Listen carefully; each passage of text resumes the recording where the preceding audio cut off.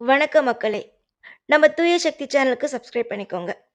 சிலர் கண்டனம் தெரிவிச்சிருக்காங்க. யாருக்கு அப்படின்னு பார்த்தீங்கன்னா, தளபதி விஜய் விமர்சனம் செய்த நைனா நாகேந்திரருக்கு.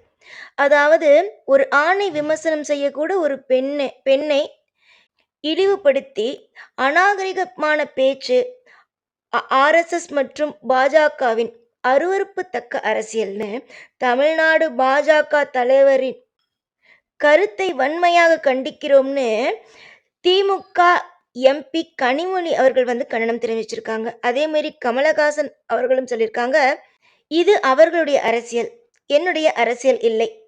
தாவேகா தலைவர் விஜய் மற்றும் நடிகை ஒருவரை குறித்து பாஜக மாநில தலைவர் நைனா நாகேந்திரன் பேசியதற்கு கடும் கண்டனம் எழுந்து வரும் நிலையில் இதை குறித்து கேள்விக்கு கமலஹாசன் அவர்கள் பதில் சொல்லியிருக்காங்க. இது என் அரசியல் இல்லை, இது அவங்க அரசியல் அப்படின்னு சொல்லிட்டு. நைனா நாகேந்திரன் பேச்சு வருத்தமாகத்தான் இருக்கிறது. ரொம்ப பண்பாக பேசக்கூடியவர். எதற்காக இப்படி பேசினார் என்று தெரியவில்லை அப்படின்னு சொல்லியிருக்காங்க வானதி சீனிவாசன் கருத்தா.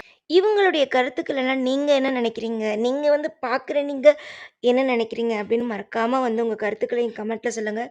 மறக்காமல் நம்ம தூய சக்தி சேனலுக்கு சப்ஸ்கிரைப் பண்ணிக்கோங்க. உங்களுடைய ஆதரவுகள் நிச்சயமாக தேவை. உங்களுடைய சப்போர்ட் எங்களுக்கு நிச்சயமாக தேவை. தூய சக்தி சேனலுக்கு மறக்காமல் சப்ஸ்கிரைப் பண்ணிவிட்டு லைக் பண்ணிக்கோங்க. இந்த வீடியோ பிடிச்சிருக்கு அப்படின்னா மறக்காமல் லைக் பண்ணிக்கோங்க. விஜய் அண்ணனை பிடிக்குன்னா மறக்காமல் சப்ஸ்கிரைப் பண்ணிக்கோங்க. எல்லாத்துக்கும் நம்ம தான் விஜய் அண்ணனுக்கு சப்போர்ட் பண்ணணும். நிச்சயமாக விஜய் அண்ணனை ஜெயிக்க வைக்கணும்.